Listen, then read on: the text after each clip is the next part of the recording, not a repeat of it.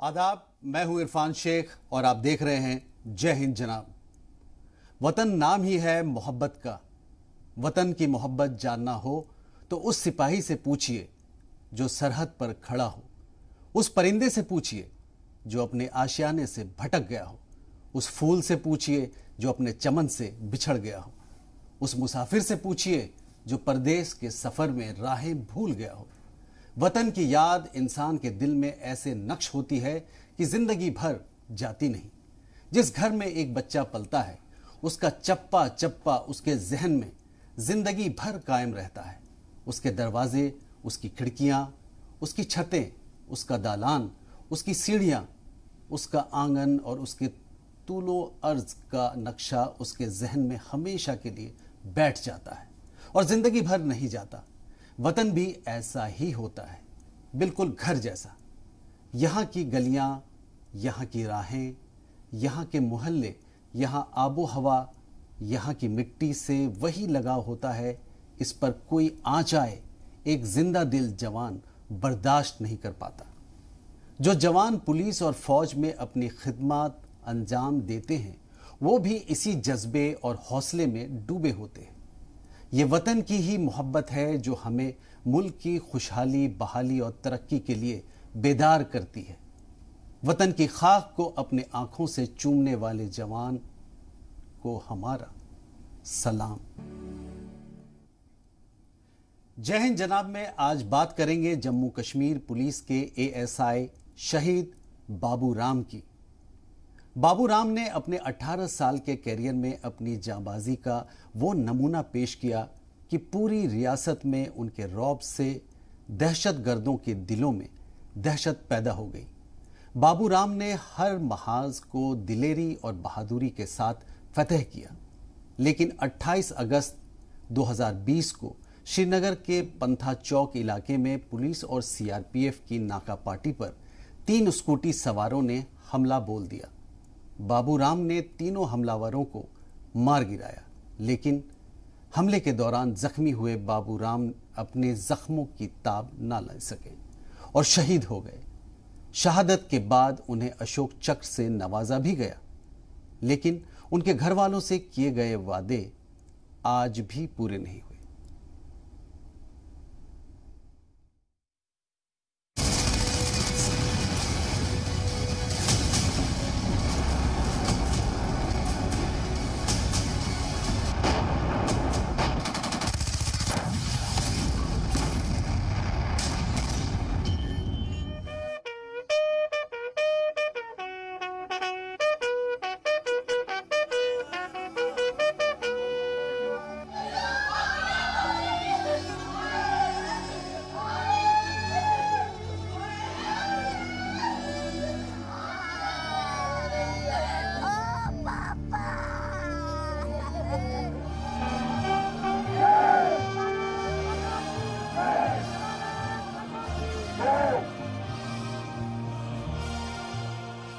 मुल्क से मोहब्बत तो सब करते हैं, लेकिन मुल्क की हिफाजत के लिए जान देने का हौसला कुछ दिलों में ही रहता है।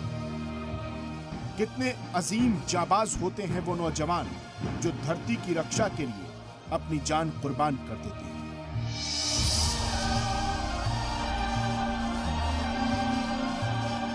जय हिंद जनाब में आज बात कर रहे हैं शहीद एएसआई बाबू राम की। बतौर कांस्टेबल जम्मू कश्मीर पुलिस में भर्ती हुए शहीद बाबू राम ने अपनी सर्विस के दौरान कश्मीर में हर रोज होने वाले ऑपरेशन में अहम किरदार अदा किया। आलम यह था कि दहशतगर्दों के दिलों में बाबू राम की दहशत बैठ गई। बाबू राम का नाम सुनते ही इंतहा पसंद कांप जाते थे।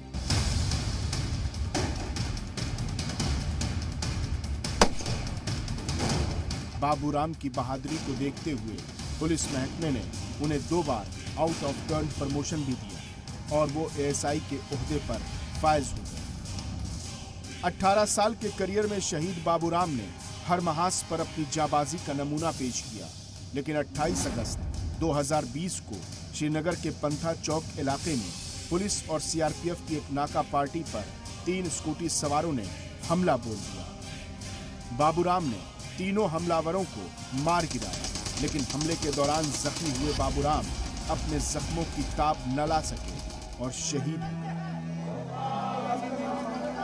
शहादत के बाद उन्हें अशोक चक्र से नवाजा गया। उस वक्त ऐसे ठच होनी है, मेरी गोली इत्थै लगनी है कि मेरे बच्चे ही लगी। इस वक्त हर वक्त जिला याद रखना, उस वेले मैं मेरा बच्चा नाम रोशन करी गया, मेरे वास्ते नहीं गया। मेरे वास्ते अपने देश वास्ते किया, अपने वास्ते किया, सबने नाम रोशन किया जी, मेरे वास्ते नहीं किया। 18 साल मिलिटेंसी के साथ लड़े हैं, वो शहीद हुए श्रीनगर में जान दे के। तो उन्होंने हमें किसी ने नहीं पूछा, किसी ने कोई वादा नहीं पूरा किया, ना बच्चों की स्टडी का, ना रोड का, ना किसी का, ना कुछ। और जो भी कुछ मुझे जो कुछ भी मिला है वो उनका ही मिला है, किसी सेंट्रल गवर्नमेंट की तरफ से हमें कुछ नहीं आज तक मिला है। हम चाहते हैं कि जो जो उन्होंने डिमांडें रखी थी, छोटी छोटी बच्चों की स्टडी की, ये रोड की, ये छोटी छोटी ये तो पूरी कर दें वो। जम्मू कश्मीर के सरहदी जिले पुंछ के मेंढर के डराना गांव के रहने वाले बाबूराम की पैदाइश 15 मई 1972 को हुई थी। बाबूराम ने अपने घर के खर्चे में हाथ बटाने के लिए बचपन में रेहड़ी तक लगाए, लेकिन ख्वाब बहुत ऊंचे थे। बाबूराम के बड़े भाई बीएसएफ में नौकरी करते थे और अक्सर अपने भाई से फौज में जाने की बातें किया करते थे। आखिर वो दिन आ ही गया और बाबूराम का सपना पूरा हुआ। बाबूराम 1999 में जम्मू कश्मीर पुलिस में कांस्टेबल के तौर पर भर्ती हो गए। ट्रेनिंग के बाद 2002 में कश्मीर में उनकी पोस्टिंग हो गई। दहशतगर्द हमले में शहीद हुए बाबूराम के घर वालों से शहादत के वक्त बड़े बड़े वादे हुए थे। वादा बच्चों की बेहतर तालीम का, घर तक सड़क बनाने का, बेटे के 18 साल होने पर सरकारी नौकरी देने का, लेकिन अफसोस कि उन वादों पर अमल अब तक नहीं हुआ। एक बात का दुख होता है कि मेरे भाई का कोई यहाँ मतलब कोई बोर्ड मतलब कोई ऐसी चीज़ नहीं बनाई गई है जिससे हम देख के मतलब आने वाली पीढ़ी जो है वो देखे कि बाबूराम जो है वो क्या चीज़ थी जिसने इतना नाम कमाया है। और हमारे को कोई पूछने वाला नहीं है। मेरे भाई ने देश के लिए जान दिया है, अगर मेरी भी जान देश के लिए चली जाए तो कोई परवाह नहीं है। देश के लिए ही जिएंगे, देश के लिए ही मरेंगे।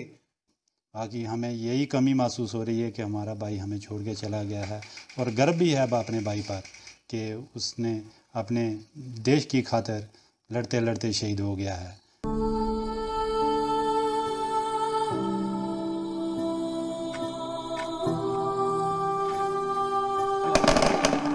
शहीद एएसआई बाबूराम अपने पीछे माँ, 3 भाई, अहलिया, 2 बेटे और 1 बेटी छोड़ गए। घर वालों को अपने जाबाज लाल की शहादत पर नाज है, लेकिन शिकवा ये है कि उन्हें वो हक नहीं मिला जो एक शहीद के कुनबे को मिलना चाहिए। बाबूराम के 3 भाई बेल्ट फोर्स में हैं। बच्चों को अपने वालिद की याद आती है। बेटा पढ़ लिख कर अफसर बनना चाहता है और अपने वालिद का ख्वाब पूरा करना चाहता है। मुझे बड़े गर्व की बात है, मुझे आज बहुत प्राउड फील हो रहा है। मेरे पापा को अशोक चक्र मेडल मिला है, मतलब प्राउड फील भी हो रहा है, खुशी भी हो रही है, बट मुझे दुख इस बात का है कि वो आज हमारे साथ नहीं है। तो मैं थोड़ी गवर्नमेंट से हमने गवर्नमेंट को कुछ बोला था कि हमारी मतलब कोई डिमांड थी, इतनी ज़्यादा डिमांड भी नहीं थी। हमने उनको बोला था कि खाली हमारी ये सड़क है जो ये मतलब इसको लोग वगैरह डाल के हमें पक्की कर दो। उन्होंने बोला कोई बेटा कोई प्रॉब्लम नहीं, हम कर देंगे। आज 1 साल होने वाला है, कोई मतलब गवर्नमेंट का बंदे की कॉल नहीं आई, कुछ नहीं हुआ। मतलब किसी पुलिस वाले ने हमें कहीं इंटिमेशन नहीं दिया, बुलाया नहीं, कुछ नहीं किया। 15 अगस्त पे ना उनका नाम लिया गया ना कुछ लिया गया। बताओ, अगर शहीदों की कोई वैल्यू ही नहीं है तो फिर इतना सम्मान क्यों देते उन्हें। मेरा पापा का ड्रीम था कि मैं कोई अच्छी पोस्ट पे जाऊं, तो मेरा भी ड्रीम है कि मैं एक डॉक्टर बनूं। और अगर गवर्नमेंट हमारा साथ दे तो मैं इस ड्रीम को पूरा करूं और देश की सेवा करना चाहती हूं। और उन्होंने कहा था कि आपको आगे बढ़ाएंगे, आप पे बहुत सपोर्ट करें, लेकिन अभी तक कुछ भी ऐसा नहीं हुआ है। वहीं गांव वालों को भी अपने लाल पर फख्र है और शिकायत है सिस्टम से, सरकार से, जिम्मेदारों से कि जो वादे किए गए थे वो पूरे क्यों नहीं किए गए। मकामी लोगों की मांग है कि सरकारी बॉयज हायर सेकेंडरी स्कूल का नाम बदलकर शहीद बाबूराम हायर सेकेंडरी स्कूल किया जाए। मैं तो फख्र से ये चीज मैं डिमांड करता हूं गवर्नमेंट ऑफ इंडिया से और government of Jammu and Kashmir UT से कि जो मेंढर का बॉयज हायर सेकेंडरी स्कूल है, जो मेन एक स्कूल माना गया है, हम चाहते हैं बॉयज हायर सेकेंडरी की जगह शहीद बाबूराम हायर सेकेंडरी स्कूल जो है वो अनाउंस होना चाहिए।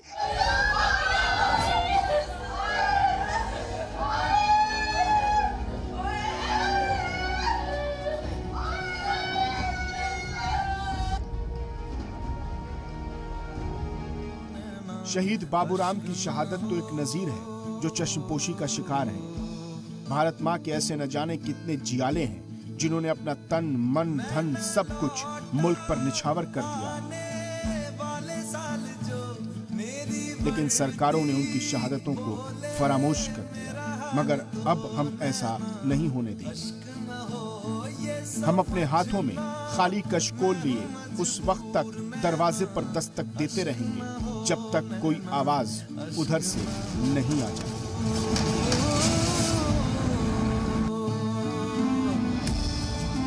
वहीं दूसरी तरफ बच्चों का यह भी कहना है कि हम भी जो बेल्ट फोर्स में जाकर देश की सेवा करना चाहते हैं। जिस तरह हमारे पिताजी ने देश का नाम रोशन किया, हमारे मेंढर का नाम रोशन किया, हमारे घर का नाम रोशन किया, उसी तरह हम भी उनका नाम, अपना नाम उसी तरह रोशन करना चाहते हैं। लेकिन इसी के साथ उनको इस चीज़ का दुख भी है कि सरकार की तरफ से आज तक जो उनके वादे पूरे नहीं किए गए। मेंढर से रमेश पाली, जी मीडिया, पहुंच।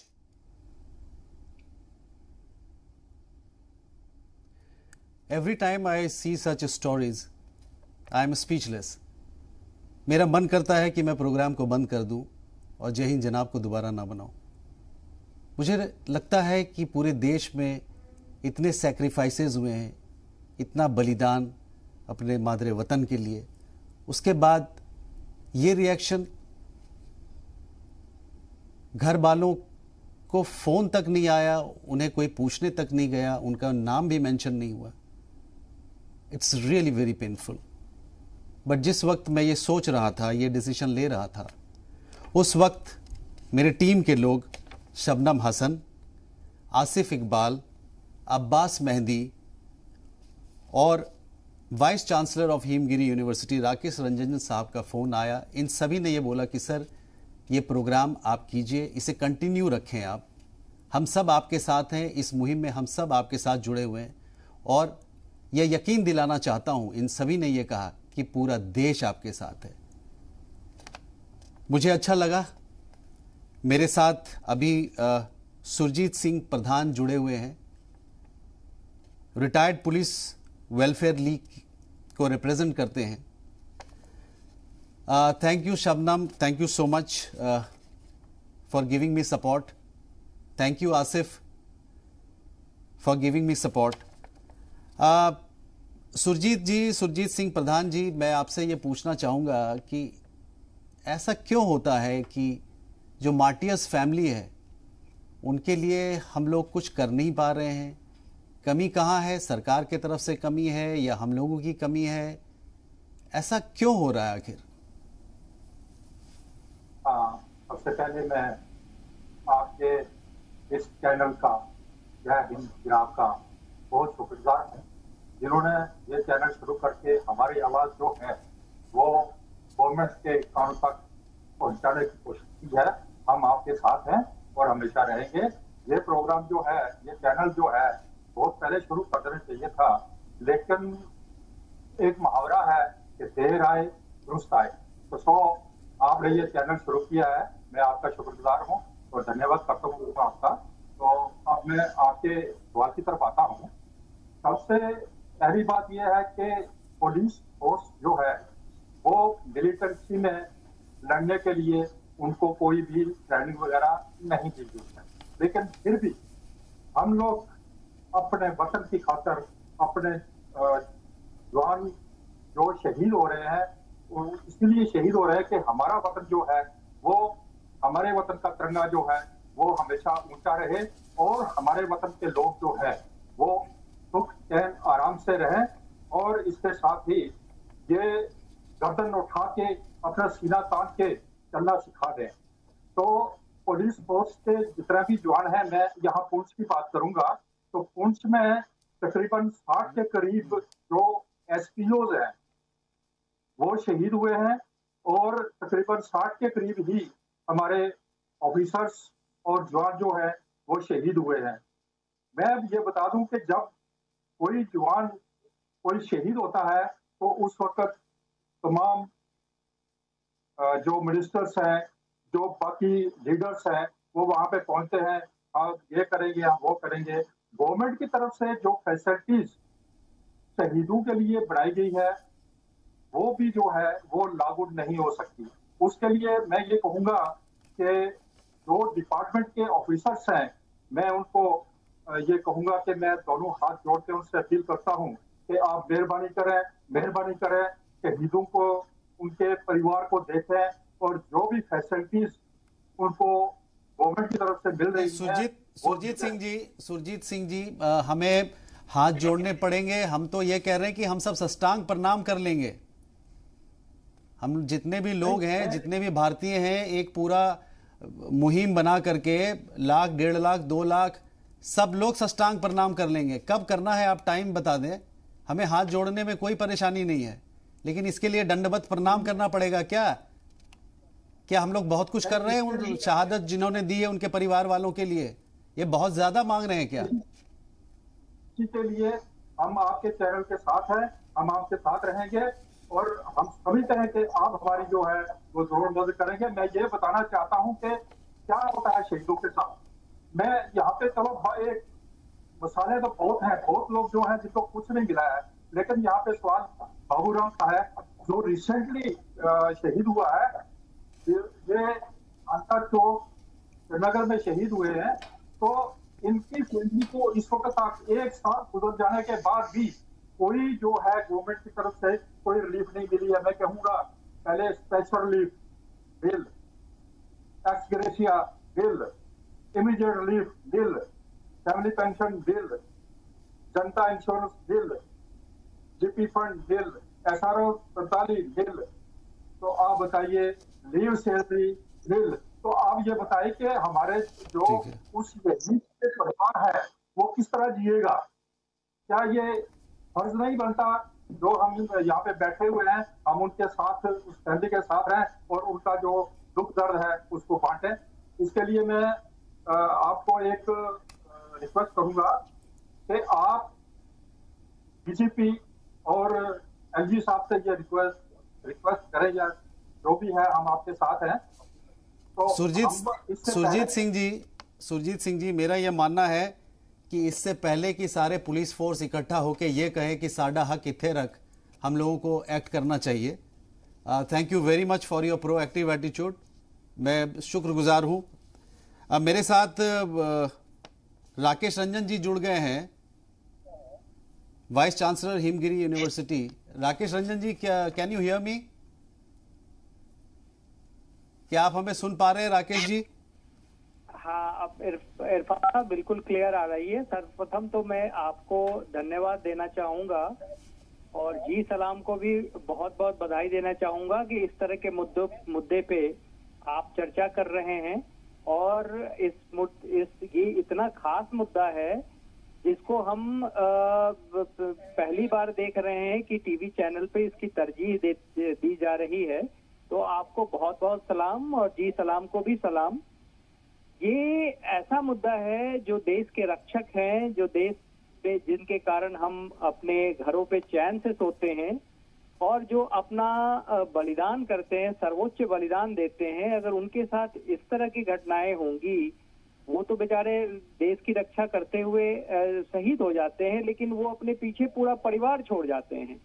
बहुत दुखद है और हमें लगता है कि जो हम सिविलाइज सिटीजन है और सरकार है, इस पे गौर करें और खास तौर से हमारे जो मार्टायर्स हैं और उनकी फैमिली है, उनको किसी भी तरह की कोई दिक्कत ना आने दें, क्योंकि इनके कारण ही हम सुरक्षित हैं, इनके कारण ही देश सुरक्षित है।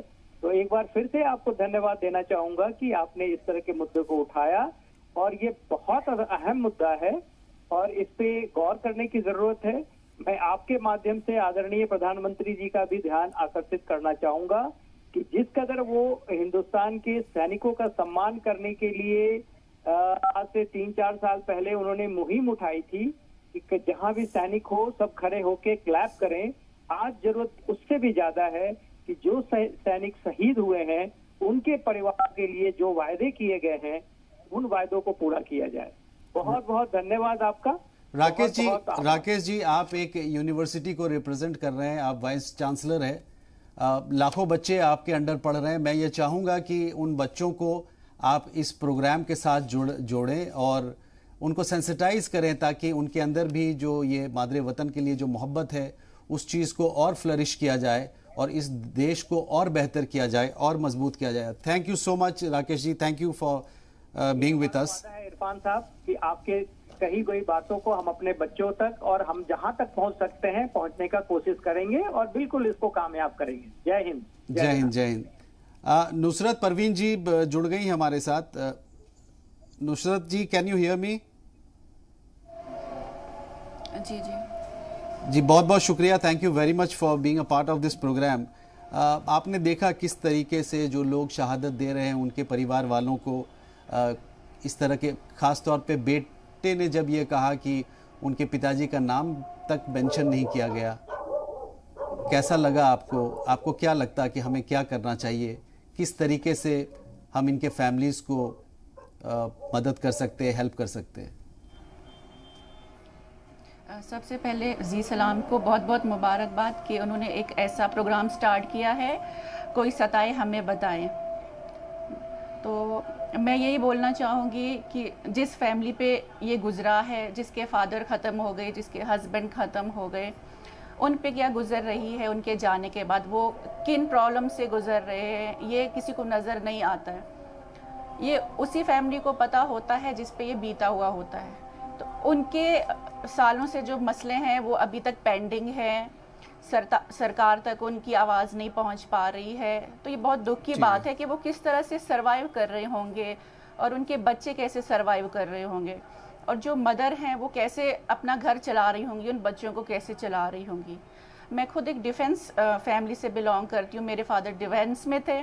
मेरे फादर की डेथ के बाद 11 साल हो गए मेरे फादर की डेथ को। डैडी की जो पेंशन थी मम्मी को 10 साल के बाद मुझे जो है उनको मिली है, अब जाके 10 साल के बाद। तो मुझे पता है कि मेरी मम्मी ने कितना स्ट्रगल किया है उस पेंशन के लिए। It's really very unfortunate. हमारे साथ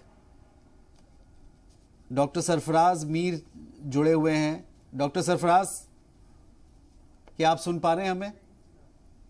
बिल्कुल इरफान भाई, मैं सुन पा रहा हूँ और बहुत शुक्रिया।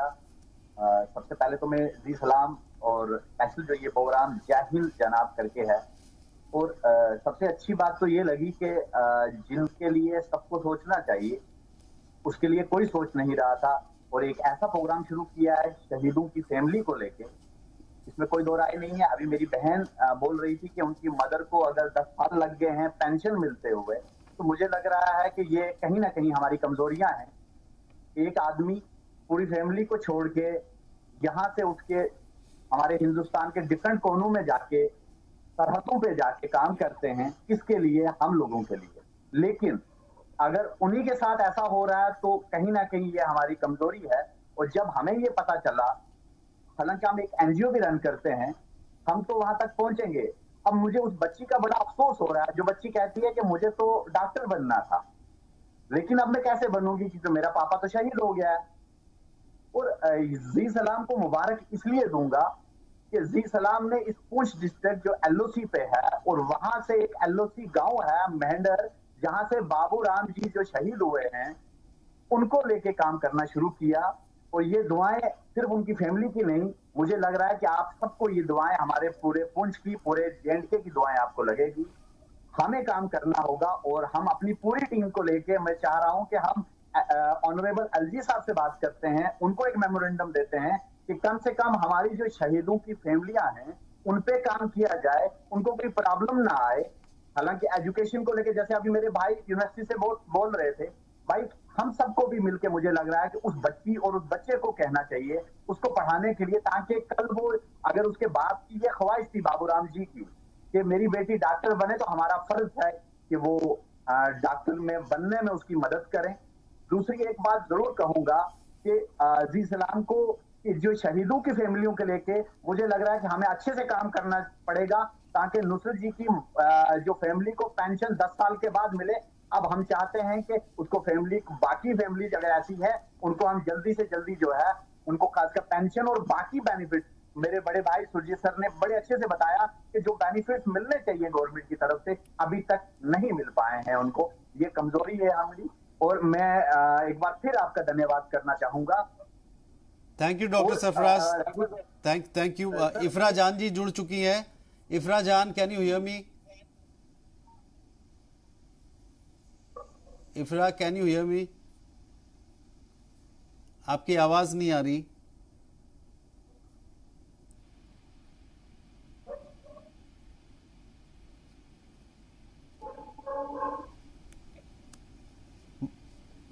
इफ्रा जान, कैन यू हियर मी?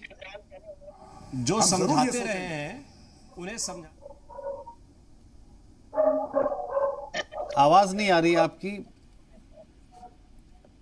आप माटियर बाबू राम जी के फैमिली से बच्ची मेरे ख्याल से स्काइप पे हैं। बेटा, तुम सुन पा रहे हो मुझे? Yes sir. God bless you बेटा। आप क्या बनना चाहती हैं? What you want to do? Please बोले। आर्मी में डॉक्टर। आप डॉक्टर बनना चाहती हैं। अभी आप किस क्लास में हैं? 8th में हैं। Yes sir. पापा क्या चाहते थे आप क्या बनो? पापा भी चाहते थे कि हम आर्मी में मतलब या भारत की सेवा करें या कि, तो उनका भी ये ड्रीम था कि मेरी जो बेटी है वो आर्मी में जाए डॉक्टर के लिए। नहीं बेटा, बिल्कुल वो ख्वाहिश आपकी पूरी होगी। हम सब आपके साथ हैं। क्या कोई ऐसा पोएम आप जानते हैं, आपको याद है, या कोई ऐसा गाना जो आपको याद है जो आप अपने डैडी के लिए डेडिकेट करना चाहते हैं आज नेशनल टीवी पे? कोई ऐसा गाना आप पापा के लिए गाना चाहते हैं?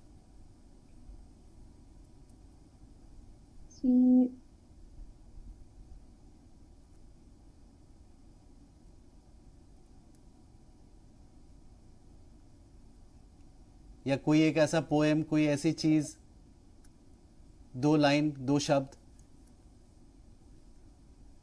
ये वो अब क्या बताएं हम आपको, जो हमें लग रहा है कि हमारे पापा बहुत गर्व करते थे हमें, और वो यही चाहते थे कि हम कोई बड़ी पोस्ट में लग जाएं, और वो हमेशा सोचते थे हमारे लिए कुछ, कि हम कुछ बन जाएं, और उनने आज देश के लिए जान भी दे दी अपनी।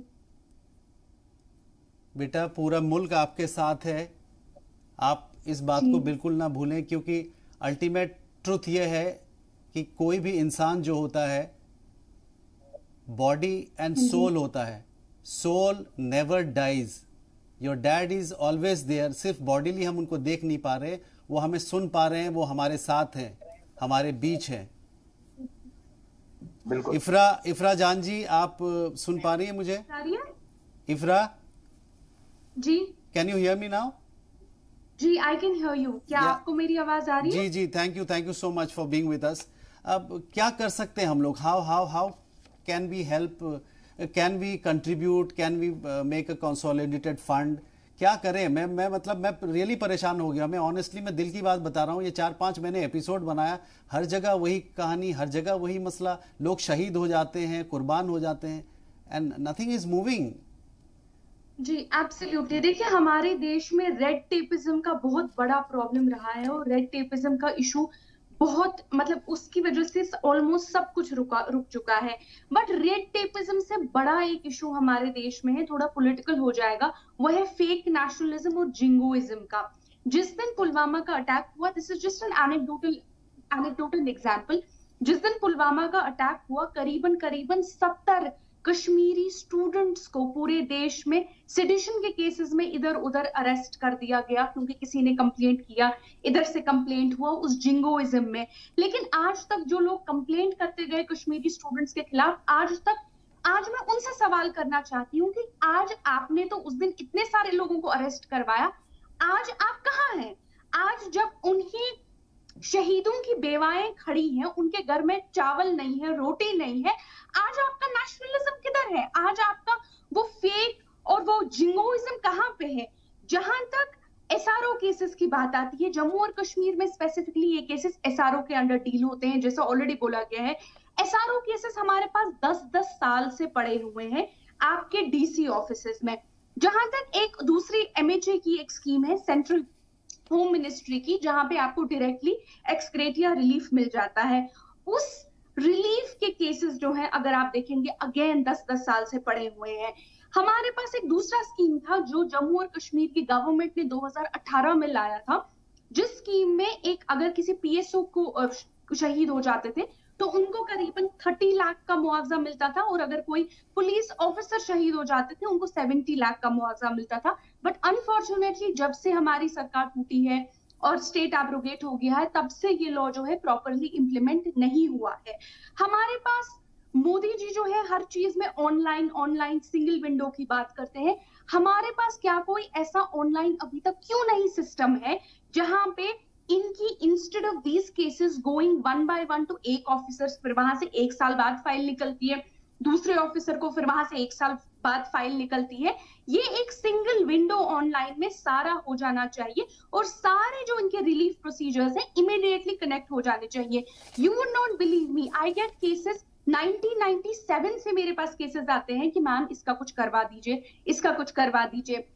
हम जहां तक आपने बात की बहुत क्लियरली कि हमारे पास पुलिस ऑफिसर्स जो शहीद हो जाते हैं, सीआरपीएफ के जो शहीद हो जाते हैं, और अक्सर मैं आप जनता को याद दिला देती हूँ कि जो मरता है इस वायलेंस में 95% ऑफ द टाइम्स एक गरीब मरता है, चाहे उस साइड से मरे चाहे इस साइड से मरे। ये जो कॉन्फ्लिक्ट कश्मीर का है, बोलने के लिए इसमें इलीट लोग जो है वो हर जगह बोलते हैं, लेकिन मरने के लिए हर तरह से गरीब को सामने किया जाता है। जहां तक कश्मीर की वायलेंस की बात आती है, सिर्फ एसआरओस की डेथ नहीं होती, पीएसओस की डेथ नहीं होती है, पुलिस ऑफिसर्स की डेथ नहीं होती है। अगर आप देखेंगे हजारों घर जो है ब्लास्ट किए जाते हैं जिन घर में आशंका होती है कि मिलिटेंट्स छुपे हुए हैं। उन घर के रेजिडेंट्स जो है, हजारों घरों के रेजिडेंट्स जो है वो होमलेस हो जाते हैं। और हमारे पास if you have some plans, ये डिजिटल की जो आप बात कर रहे हैं जी, I think it's a constructive plan. If you have some plans, आप उसको प्लीज मेल करें, बात करें, और एक कंस्ट्रक्टिव वे में instead of pointing the finger towards the government और anybody, as a citizen of this country हम लोग सब मिल करके कंसोलिडेट हो करके कैसे हम काम को आगे बढ़ा सकते हैं।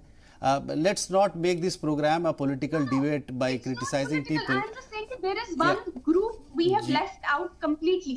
I'm saying there is one group which we have left out completely. Agreed. It is the group जो owners हैं, जिनकी प्रॉपर्टियां डैमेज हो जाती है, जिनके पूरे घर राख हो जाते हैं।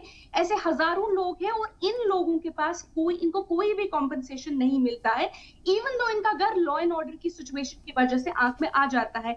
इसके बाद भी हमारे पास वो केसेस आते हैं जो स्ट्रे बुलेट्स की वजह से मर जाते हैं। स्ट्रे बुलेट्स यानी एक्सीडेंटल फायर्स में डिसेबिलिटी हो जाती है। इन लोगों को बहुत ही कम मुआवजा मिलता है जो है 5 लाख का। आप सोचिए एक आदमी को पूरी जिंदगी, फैमिली को टोटल 5 लाख मिलेंगे अगर लाइवलीहुड इनका छीना गया होगा। 5 लाख में आज क्या मिलता है? पूरी जिंदगी 5 लाख में कट सकती है क्या?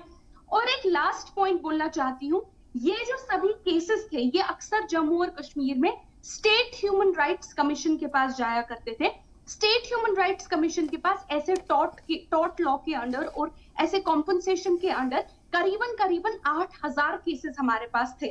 जब एब्रोगेशन हुआ 2019 में, ये स्टेट ह्यूमन राइट्स कमीशन को जो है एज अ बॉडी डिसमेंटल किया गया और ये क्लैरिटी नहीं दी गई कि ये जो स्टेट ह्यूमन राइट्स कमीशन के केसेस हैं, हालांकि स्टेट ह्यूमन राइट्स कमीशन जो था 1997 में नेशनल कॉन्फ्रेंस की गवर्नमेंट ने बनाया था, but that's a different point.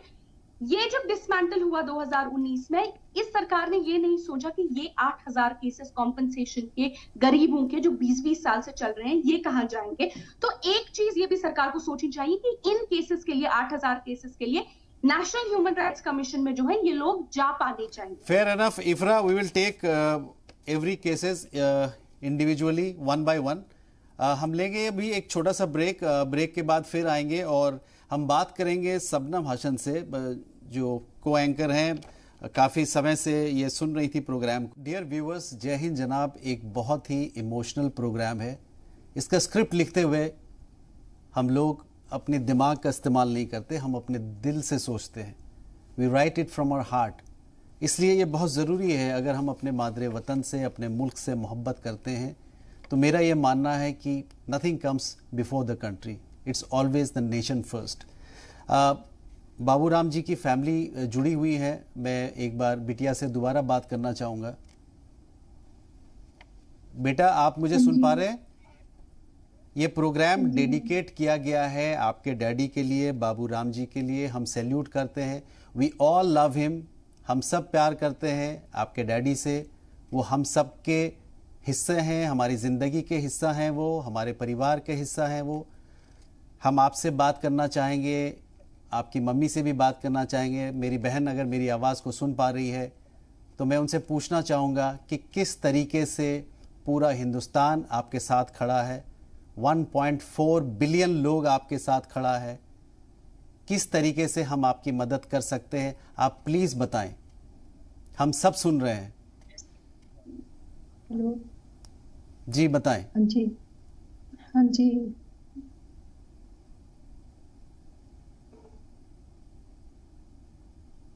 Hello जी बताएं, किस तरीके से हम मदद कर सकते हैं। बच्चों का एजुकेशन के लिए कुछ चाहते हैं आप?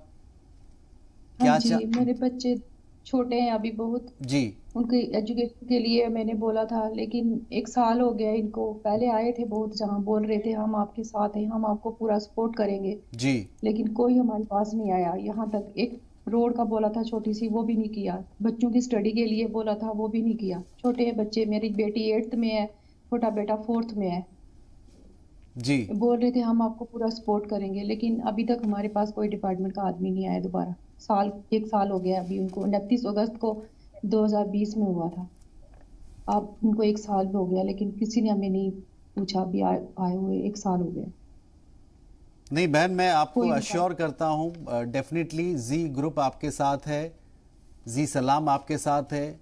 मेरे साथ जितने भी जर्नलिस्ट जुड़े हुए हैं, not just in this country, across the world, मेरे साथ 30 इयर्स का इलेक्ट्रॉनिक मीडिया का जो मेरा कैरियर है, मेरे साथ बहुत सारे दोस्त जुड़े हुए हैं जो various parts of the world में हैं।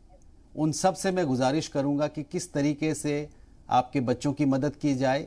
ये एक एश्योरेंस है। शबनम बहुत देर से कुछ कहना चाह रही थी, कुछ पूछना चाह रही थी। Shabnam please go ahead. Irfan sir, सबसे पहले जब आप ये प्रोग्राम लेके आ रहे थे तब ये ख्याल आया था कि हम ये प्रोग्राम लेकर तो आ रहे हैं, बहुत सारे ऐसे लोग हैं जो इस मंच के जरिए अपनी बात रखना चाहते हैं, लेकिन जय हिंद जनाब एक ऐसा प्रोग्राम है जहां सिर्फ शहीदों की हम बात करते हैं और जहां सिस्टम में कमी है उसको उजागर करने की हम कोशिश करते हैं। अभी जैसे कि हमारे साथ जो खवातीन जुड़ी हुई हैं, उन्होंने एक एक करके अपनी बात यहाँ पर रखी, और बाबूराम जी की जो अहलिया हमारे साथ मौजूद है, उन्होंने कहा कि 1 साल बीत गया है, पहले लोग आए थे लेकिन अब ये सिलसिला थम गया है।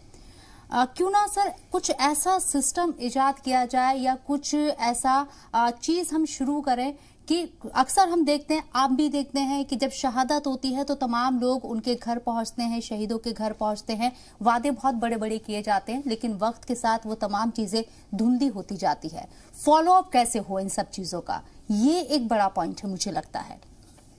सुरजीत जी, ये क्वेश्चन है हमारे कोलीग से कि फॉलो अप कैसे हो। हाँ, इसके लिए मैं बताऊंगा कि जो हमारे पुलिस ऑफिसर्स हैं, जैसे डीजीपी है, और इसके अलावा गवर्नमेंट के, मैं एसपी साहब से भी रिक्वेस्ट करूंगा कि इसके लिए ऐसा किया जाए कि हर महीने में जो मर्डर्स की फैमिली है वो वहाँ के उस जुरिडिक्शन के जो एसडीपीओ है या एसएचओ है, उनका फर्ज बनता है कि उनके घर में जाए, उनको देखें कि उनको क्या प्रॉब्लम है। अगर वो नहीं जा सकते तो कम से कम उनको बुलाकर उनसे मीटिंग की जाए, और कम से कम एसपी साहब और डीजी साहब तक जो है ये मीटिंग्स जो है वो नहीं लेंगे तब तक कोई भी सुधार नहीं हो सकता। मैं आपको यहाँ बता दूं कि हमारे जो लोग शहीद होते हैं उनको 15 अगस्त या 26 जनवरी पे कोई कार्ड नहीं दिया जाता या कुछ नहीं दिया जाता, उनके लिए कोई बैठने का अरेंजमेंट नहीं होता, क्योंकि उन्होंने गोल्डन मेडल्स जो है वो हासिल किए होते हैं, लेकिन फिर भी उनके कोई इंतजाम जो है उनके लिए नहीं होता, उनको कहीं भी बुलाया नहीं जाता, उनको कहीं भी स्मारक नहीं किया जाता। जब तक ये एसजी साहब इस बारे में गौर नहीं करेंगे और डीजी को ये हिदायत नहीं करेंगे कि वो तमाम पुलिस को ये हिदायत करे कि कम से कम महीने में एक बार एसएचओ, एसडीपीओ, दूसरे तीसरे महीने में एसपी, तीसरे चौथे महीने में डीजी उसकी खुद जो है वो मीटिंग होनी चाहिए, ताकि जो फैमिली, जो मर्डर्स फैमिली है, उनकी देखभाल की जा सके। मैं देख रहा हूँ जहाँ पे हम करते भी हैं, और अभिस्थान के पास अपनी अपनी आवाज भी पहुंचाते हैं, लोगों की आवाज भी पहुंचाते हैं, लेकिन फिर भी उस पर कोई असर नहीं होता। कहीं SR और 43 के इतने केसेस हमारे पास पेंडिंग पड़े हुए हैं जिन पे कोई गौर नहीं हो रहा है। मैंने खुद DGP साहब से ये रिक्वेस्ट की थी, उन्होंने हमसे लिस्ट भी मांगी थी कि आप वो SR और 43 के केसेस हमें फॉरवर्ड करें। मैंने भेजे भी, लेकिन उस पर कोई कार्रवाई जो नहीं हुई। अब देखिए जो फैमिलीज है वो बेचारे, उसके मार्टर्स की फैमिली जो है वो दरदर होती है, ऑफिस में जाती है, कहीं ऑफिस में जाकर वो भार लगाती है कि हमें ये नहीं मिला, हमें वो नहीं मिला। तो क्यों ना ये जो ऑफिसर बैठे हुए हैं ये क्यों ना हमें देखें, हमारे शहीदों की फैमिलीज को देखें, हमारे रिटायर्ड पुलिस अफसर की फैमिलीज को देखें कि हमें क्या प्रॉब्लम है, उस प्रॉब्लम को अदाला करें। सुरजीत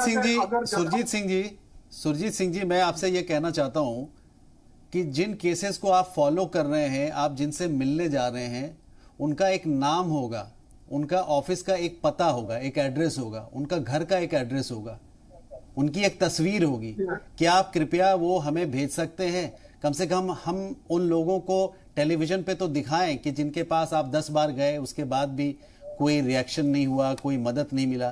कम से कम दुनिया उन्हें भी तो देखे, जरा पहचाने, जरा जाने कि आखिर वो सुन क्यों नहीं पा रहे हैं। अगर सुन नहीं पा रहे हैं तो एक अच्छा ENT स्पेशलिस्ट को उनको दिखाएंगे। मुझे ऐसा लगता है ये करना भी देश हित में होगा। डॉक्टर सरफराज, आप हमारे साथ जुड़े हुए हैं। इसलिए तो मैं इसके बाद आपका शुक्रिया अदा कर रहा हूँ, इसीलिए कि अब इसके बाद हम जो है आपके माध्यम से, आपके चैनल के जरिए आवाज उठाएंगे, आपको हम तमाम फोटोज और तमाम केसेस जो हैं वो फॉरवर्ड करेंगे कि ये हालत हो रही है हमारे साथ। जी, I request all of you. मैं इफ्रा जान से भी रिक्वेस्ट कर रहा हूं, मैं नुसरत परवीन जी से भी रिक्वेस्ट कर रहा हूं, डॉक्टर सरफराज मीर से भी रिक्वेस्ट कर रहा हूं, सुरजीत सिंह जी से भी रिक्वेस्ट कर रहा हूं कि जिन लोगों के पास आप जाते हैं, जो महारथी आपकी बात नहीं सुन रहे, उन महान लोगों की तस्वीर आप हमें भेजें, उनका अता भेजें, उनका पता भेजें। और मैं टेलीविजन पे ये जो 1 घंटे का प्रोग्राम कर रहा हूँ, आधा घंटा हम उन्हीं को दिखाएंगे और उनका गुणगान करेंगे कि भाई साहब के पास 10 बार गए, फिर भी उन्होंने नहीं सुना, तो अब 20 बार जाने की जरूरत है। कम से कम देश को, लोगों को, दुनिया को पता तो चले कि कितने महान है ये लोग। हमारे साथ जी, आपके मैं और रिक्वेस्ट करूंगा जी, कम से कम जो फैमिलीज हैं या जो रिटायर्ड पुलिस ऑफिसर्स हैं जी, उनके जो बच्चे हैं वो इसी तरह से दरदर हो रहे हैं क्योंकि कोई सुन नहीं रहा है। तो इसके लिए मैं इसके बाद आपको आपके चैनल के माध्यम से सब कुछ आपको भेज के आपके I'll be grateful. Doctor Sarfaraz, आप हमारे साथ जुड़े हुए हैं। I am really very grateful and thankful to you. Doctor Sarfaraz, क्या हम ऐसे कर सकते हैं कि जो कॉर्पोरेट सोशल रिस्पॉन्सिबिलिटी है, जो अलग अलग कॉर्पोरेट है, इंडस्ट्रियलिस्ट हैं, इंडस्ट्री के लोग हैं, वो लोग इसी मुल्क में काम कर रहे हैं, यहाँ का वो पानी इस्तेमाल करते हैं, यहाँ के वो बिजली इस्तेमाल करते हैं, यहाँ के ज़मीन इस्तेमाल करते हैं, यहाँ के लोगों को इस्तेमाल करते हैं। उसके बाद एक आदमी जो स्कूटर चला रहा होता है 10 साल बाद, 20 साल बाद, 50 साल बाद करोड़ों का मालिक हो जाता है। क्या ऐसे लोगों की जिम्मेदारी नहीं है कि कॉर्पोरेट सोशल रिस्पॉन्सिबिलिटी के तहत इस तरह के परिवार वालों की वो मदद करें? क्या हम एक फंड कलेक्ट नहीं कर सकते हैं सारे इंडस्ट्रियलिस्ट को, एक अलग विंग बना करके, definitely under the monitoring of government of India? क्या इस काम को किया जा सकता है? Is it possible? बिल्कुल इरफान भाई, बहुत अच्छी राय दी है आपने। जैसे इससे पहले भी मेरी रमेश भाई से हम जब बैठे थे, एक बात चली थी कि हम हर ईद, हर दिवाली, हर गुरपुरब पे अपने लिए 2 से 2,500 रुपए के कपड़े खरीदते हैं, लेकिन हम उस आर्फन बच्चे को या यतीम बच्चे को नहीं देखते हैं। जब हमारा डिस्कशन आपस में हुई तो हमने कहा कि हम अपना ड्रेस 1000 का खरीदेंगे और वहां से जो 500 या 800 रुपए बचेंगे उसको हम दूसरी जगह जाके उन बच्चों की हेल्प करेंगे। बहुत आपकी अच्छी सोच है इरफान भाई, इस पे काम होना चाहिए और यही काम हो सकता है। और एक चीज मैं जरूर इरफान भाई कहना चाहूंगा, अगर हम इतने वादे करते हैं, इतनी सारी चीजें सामने लाते हैं, क्या हम शहीदों की फैमिली के जो बच्चे हैं उनके लिए लाइफ टाइम फ्री एजुकेशन नहीं कर सकते? क्या हमारे पास रिसोर्सेज हैं, हमारे पास हर चीज है, क्यों नहीं हमें जिम्मेदारी लेते? मुझे लग रहा है इस पे भी हमें काम करना चाहिए।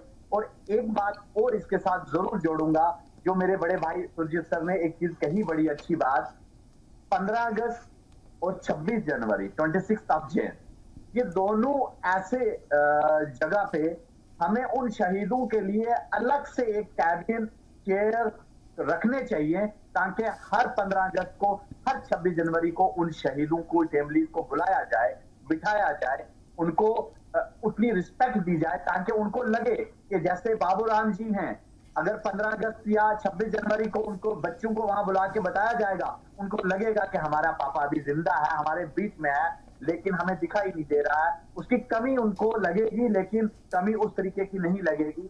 हम सबका फर्ज है। और जहां तक आप कह रहे हैं बड़े बिजनेसमैन, सारी चीजें, अगर गवर्नमेंट ऑफ इंडिया के साथ मिलकर और एक ऐसा ऑर्डर पास किया जाए, 5 लोग जो हैं वो एक की हेल्प जरूर कर सकते हैं, लेकिन एक आदमी 5 की हेल्प नहीं कर सकता। मुझे लग रहा है कि ये बहुत अच्छी राय है आपकी, इस पे हम काम जरूर करेंगे। और मैं ये कहता हूं कि जैसे अगर मैं अपनी एक एनजीओ भी चलाता हूं, सर सैयद एजुकेशन मिशन के नाम से, कोच इंडिया करके, हम इस बार अगर गवर्नमेंट नहीं कर सकती इसके लिए, हम उसकी पढ़ाई का जिम्मा लेंगे, हम उसको पढ़ाई, लेट्स डू इट। किसी का इंतजार क्या करना, लेट्स डू इट। और हम रिजॉल्व करते हैं, हम एक रेजोल्यूशन लेते हैं। और रविन्द्रनाथ टैगोर जी का ये कहना है कि जोदी तुम्हारा डाक सुने क्यों ना आशे, तो एकला चलो रे, तो एकला चलो रे। Let us do it. हम लोग इतने स्क्रीन पे 8-10 लोग दिख रहे हैं, शुरुआत इसी से करते हैं और फिर मेरे ख्याल से बात आगे बनती रहेगी। Thank you so much, thank you जी। के साथ बिल्कुल रहेगी। और रमेश बाली का मैं बड़ा शुक्रिया अदा करूंगा कि वो हर जगह पहुंच के और इन चीजों को हाईलाइट करते हैं। Absolutely, he is doing a wonderful work. बहुत जबरदस्त काम कर रहे हैं वो। We really salute his great work. और I would like to thank जी, कौन, इफ्रा प्लीज गो अहेड। कि आप जो इस टाइम पे ऑलरेडी एसआरओ केसेस जो हैं, एसआरओ में कॉम्पनसेशन एक क्लॉज है, यानी अगर आपको किसी पे कंपैशन आता है तो एसआरओ में कंपैशन क्लॉज है, यानी अगर डीसी यानी डिस्ट्रिक्ट कलेक्टर को किसी फैमिली पे कंपैशन आता है तो तभी उस फैमिली को जॉब मिल सकती है जिस फैमिली ने अपना एक जवान खोया है। उस कंपैशन क्लॉज को हटा देना चाहिए और एसआरओ केसेस को बनाना चाहिए ऐसा कि डीसी को कंपैशन आए ना आए, जो भी जवान मरे उसका जो फैमिली है उसमें इमीडिएटली उसकी वाइफ रहती है या उसके जो एल्डर्स चाइल्ड रहता है, उसको एक गवर्नमेंट जॉब दिया जाए। Thank you Ifra, thank you Ifra. We are running short of time. बहुत बहुत शुक्रिया, थैंक यू बेटा, thank you so much. We will be in touch with you. हम लोग बिल्कुल आपसे बात करेंगे और ये प्रॉमिस कर रहा हूं मैं कि आपका एजुकेशन की जिम्मेदारी we will take it and your uncle will take it, Irfan Shaikh will take it. Thank you so much, God bless you all. देखते रहिए जय हिंद जनाब।